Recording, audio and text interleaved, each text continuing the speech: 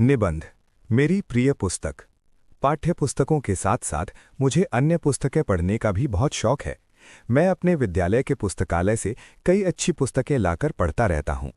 इनमें से मुझे गांधी जी की आत्मकथा सबसे अधिक प्रिय है।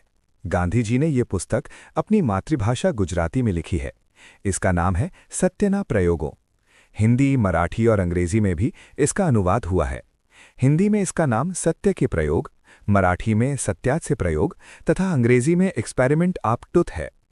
भारत की अन्य भाषाओं में भी इसके अनुवाद हुए हैं। गांधी जी अपने जीवन में सत्य को सबसे अधिक महत्व देते थे, इसीलिए उन्होंने अपनी आत्मकथा को ये नाम दिया है। सत्य के प्रयोग में गांधी जी ने अपनी कमियों एवं बुराइयों का खुलकर वर्णन किया है।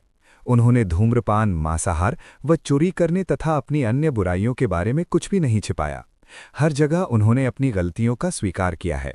उन्होंने ये भी बताया है कि किस प्रकार वे इन बुराइयों के चक्कर में फंसे और कैसे उन्होंने इनसे छुटकारा पाया। इसके अलावा इस पुस्तक में गांधी जी ने अपनी शिक्षा, विलायत यात्रा, वकालत, दक्षिण अफ्रीका में सत्याग्रह तथा भारत के स्वतंत्रता आंदोलनों की विस्तृत चर्चा की है। गांधी जी के जीवन की विभिन्न घटनाएं हमें सदा प्रेरणा देती रहती हैं। इनसे हमें ये सीख मिलती है कि एक साधारण व्यक्ति भी किस तरह इतना महान बन सकता है।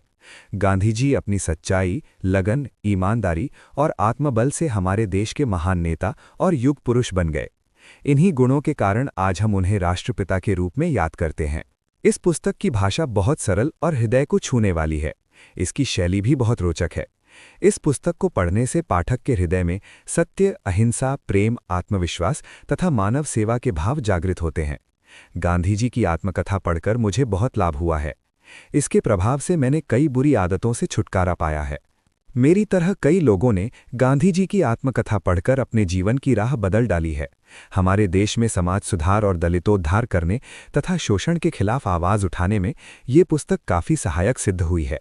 ये पुस्तक मेरी मित्र, गुरु और मार्गदर्शक बन गई है। आभार, धन्यवाद।